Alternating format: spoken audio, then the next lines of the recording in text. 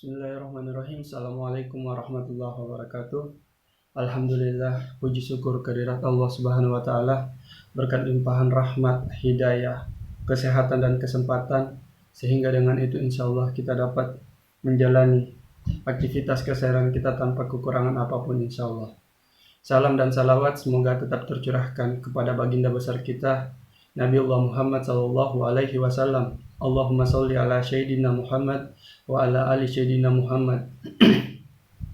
Seorang nabi utusan Allah, seorang rahmatan lil alamin, nabi penyelamat umat yang telah membawa umatnya dan seluruh umat manusia dari zaman jahiliyah menuju zaman yang penuh ilmu pengetahuan seperti sekarang ini. Baik sahabat, kembali lagi di channel saya Muhammad Aldi Haryo.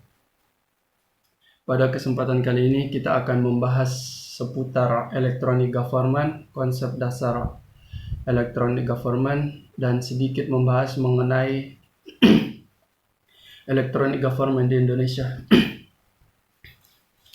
Terkait pula dengan tugas mata kuliah electronic government dengan dosen pembimbing, yakni beliau Nur Hairah, SIP, MIP. Baik, untuk mengefisienkan waktu, sahabat, izinkan saya memperkenalkan diri. Nama saya Muhammad Aldi Haryo S. NIM 105641 108919, kelas Ilmu Pemerintahan 4C, Universitas Muhammadiyah Makassar. Baik sahabat, untuk berbicara mengenai electronic government, kita mesti tahu terlebih dahulu apa sih electronic government itu. Electronic government atau kepanjangan dari atau singkatan dari e-government yang artinya pemerintah elektronik atau pemerintah berbasis online. Dalam konteks tertentu, transformational government adalah penggunaan teknologi informasi oleh pemerintah untuk memberikan informasi dan pelayanan bagi warganya, baik itu urusan bisnis serta hal-hal lain yang berkenaan dengan pemerintah. E-government dapat diaplikasikan pada legislatif, yudikatif, ataupun administrasi publik untuk meningkatkan efisiensi internal, menyampaikan pelayanan publik atau proses pemerintahan yang demokratis. Ada berbagai divisi menurut para ahli mengenai konsep e-government itu sendiri. Yang pertama, menurut Kementerian Komunikasi dan Informatika, electronic government adalah aplikasi teknologi informasi berbasis internet atau online dan perangkat digital lainnya yang dikelola oleh pemerintah kepada masyarakat, mitra bisnis, pegawai badan usaha, dan lembaga-lembaga lainnya yang dilakukan secara online. Definisi e-government menurut Bank Dunia adalah penggunaan teknologi informasi secara wide area networks, internet dan teknologi canggih lainnya oleh pemerintah yang mampu mentransformasi komunikasi pemerintah dengan masyarakat, kalangan bisnis ataupun sesama pemerintah itu sendiri. Nah sahabat, setelah mendengar penjelasan tadi mengenai e-government, singkatnya adalah e-government itu sendiri adalah transformasi dari pemberian dari pemerintah kepada masyarakat berupa pelayanan publik yang dulunya dilakukan secara konvensional, atau masyarakat yang membutuhkan pelayanan publik itu sendiri harus datang ke kantor pelayanan publik terdekat untuk mendapatkan pelayanan publik. Nah, dengan e-government ini atau electronic government yang berbasis online, masyarakat yang membutuhkan pelayanan publik tidak harus lagi atau tidak perlu lagi datang ke kantor pelayanan untuk mendapatkan pelayanan publik. Cukup dengan mengakses web ataupun aplikasi pelayanan publik yang berbasis online dengan menggunakan aplikasi dengan bermodalkan internet, baik itu melalui handphone kita ataupun laptop, yang pada dasarnya dengan menggunakan internet kita sudah bisa mengakses atau mendapatkan pelayanan publik. Ada beberapa manfaat e-government atau electronic government. Yang pertama, dapat memperbaiki kualitas pelayanan pemerintah kepada masyarakat, mitra lembaga-lembaga lainnya dalam hal efektivitas dan efisiensi dalam berbagai aspek kehidupan bernegara. Maksudnya apa, sahabat? Jadi dengan e-government itu sendiri lebih meningkatkan efisiensi yang dulunya untuk memperoleh pelayanan publik atau untuk mengakses atau memperoleh pelayanan publik itu sendiri, kita perlu datang ke tempat atau kantor pelayanan publik yang tentu saja membutuhkan waktu di perjalanan. Misal kita butuh setengah jam, belum lagi macetnya. Dengan berbasis online itu sendiri, cukup menggunakan internet, baik itu lewat HP maupun laptop, kita tinggal mengakses menggunakan aplikasi atau web pelayanan publik itu sendiri. Dengan begitu meningkatkan efisiensi dan efektivitas pelayanan publik itu sendiri. E-government dapat dinilai mampu meningkatkan transparansi, kontrol, akuntabilitas penyelenggara pemerintahan dalam rangka mewujudkan tata kelola yang baik, atau dalam hal ini kita sebut dengan good governance. Maksudnya meningkatkan transparansi. Dengan e-government berbasis online, tidak lagi menggunakan cara konvensional atau datang ke kantor pelayanan dan bertatap muka dengan petugas pelayanan. Justru ini meningkatkan transparansi. Seperti yang kita ketahui, jika pelayanan publik yang masih berbasis konvensional, kita datang mengantri, bisa saja transparansi itu masih belum terselenggara dengan baik. Kenapa? Karena semisal kita mengantri dan pada saat antrian ada seseorang atau suatu masyarakat yang ingin juga mendapat pelayanan publik, akan tetapi dia menyerobot dengan dasar, ini di dalam kantor pelayanan publik tersebut ada teman atau rekan orang yang ingin mendapatkan pelayanan publik tersebut, sehingga dengan begitu transparansi atau keadilan untuk mendapatkan pelayanan publik itu belum terlaksana dengan baik.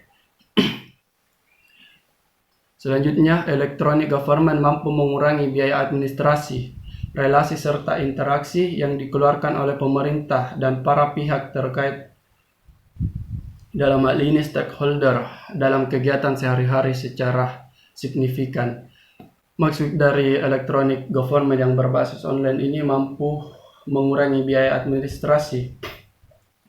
Seperti misal jika pelayanan publik yang secara konvensional kadang ada biaya administrasi yang diminta dari petugas yang memberikan pelayanan publik tersebut, yang semestinya dan yang sebenarnya itu tidak ada dalam kebijakan atau aturan.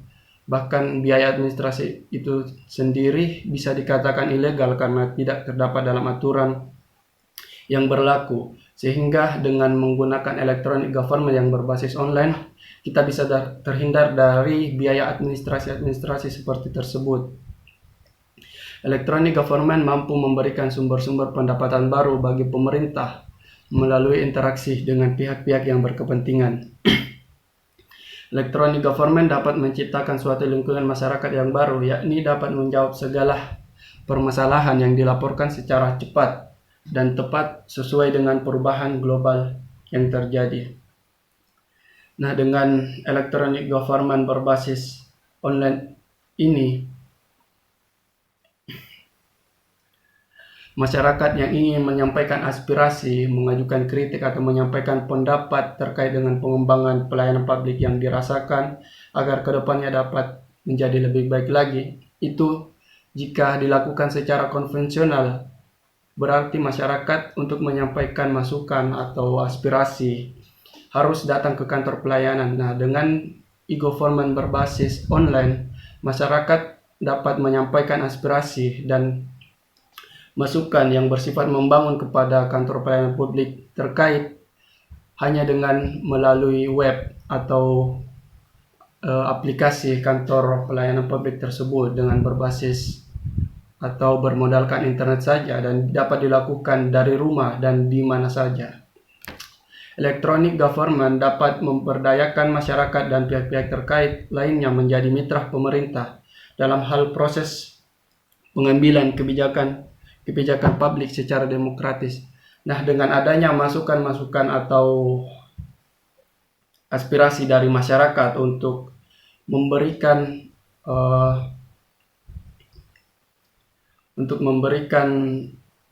bahan evaluasi kepada kantor pelayanan publik, sehingga kedepannya dalam mengambil kebijakan kantor pelayanan publik terkait dapat mempertimbangkan atau mempertimbangkan aspirasi dan masukan dari masyarakat.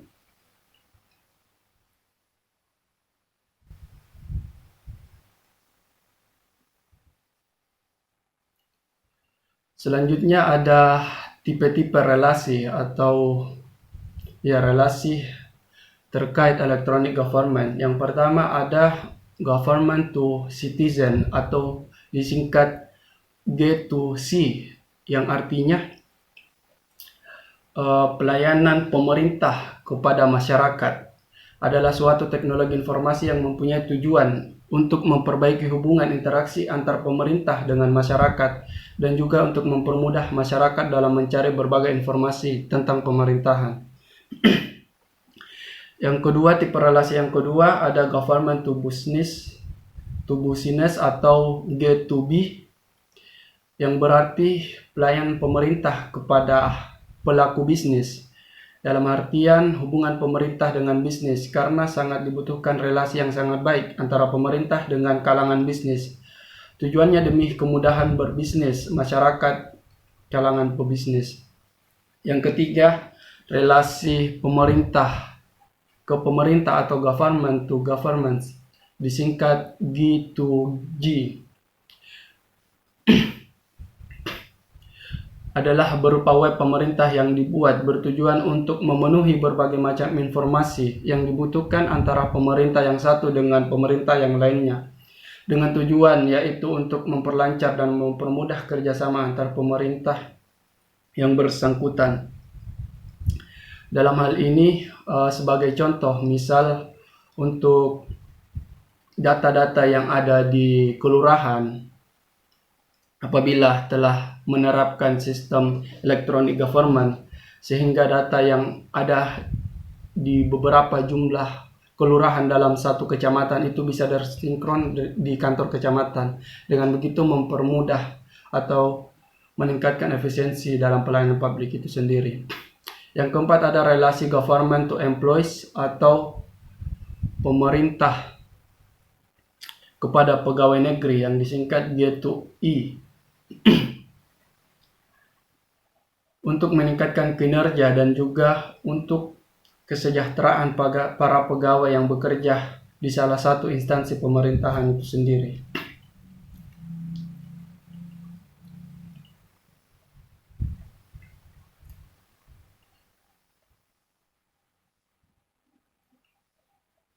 Nah, baik sahabat, setelah mendengar penjelasan seputar e-government, manfaat e-government, dan relasi apa saja yang terdapat dalam electronic government itu sendiri.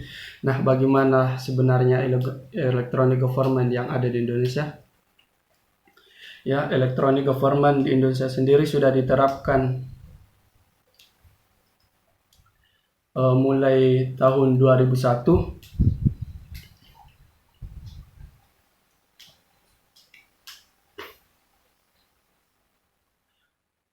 Ditandai dengan dikeluarkannya instruksi Presiden Impers atau Impers nomor 6 tahun 2001 yang mendorong penggunaan teknologi telematika guna menyukseskan target good governance serta mengakselerasi terwujudnya demokrasi yang dicita-citakan. Nah, meskipun electronic government sudah diterapkan di Indonesia, namun ada berbagai hambatan yang menjadi faktor terhambatnya electronic government merata di seluruh Indonesia. Yang pertama itu regulasi. Nah, regulasi ini atau tidak sinkronnya regulasi antar pemerintah pusat dan daerah, sehingga regulasi yang dikeluarkan oleh pemerintah pusat itu tidak terpadu kepada pemerintah daerah itu sendiri. Nah, diharapkan ke depannya untuk regulasi itu adanya keseragaman regulasi dan keseragaman aplikasi antar pemerintah pusat dan daerah, sehingga informasi yang ada di pusat bisa sinkron ke daerah, begitupun sebaliknya. Nah, untuk kelancaran e-government di Indonesia itu sendiri ada 4 komponen yang harus disiapkan ataupun menjadi perhatian khusus bagi pemerintah. Yang pertama itu ada kebijakan atau landasan hukum diterapkannya electronic government itu sendiri. Yang kedua, kelembagaan atau satuan kerja orang-orang yang kompak, atau siapa sih orang-orang di balik electronic government itu, atau satuan kerja pelayanan publik e-government itu sendiri. Yang ketiga baru infrastruktur atau jaringan internet, data center yang bagus dan lain-lain yang merupakan sistem pendukung lancarnya electronic government. Yang keempat baru aplikasi. Nah, jadi setelah ada kebijakan hukum yang mengatur electronic government, sehingga baik pusat maupun daerah itu sama-sama berkomitmen untuk menerapkan electronic government. Setelah itu baru disiapkan kelembagaan atau satuan kerja yang handal dan memang paham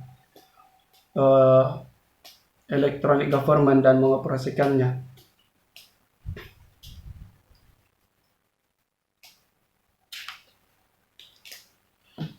Baik sahabat, mungkin sekian pembahasan kita seputar electronic government, konsep dasar electronic government,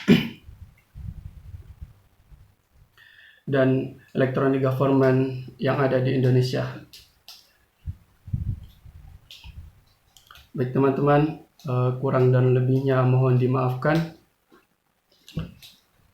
Wabillahi taufiq wal hidayah. Assalamualaikum warahmatullahi wabarakatuh.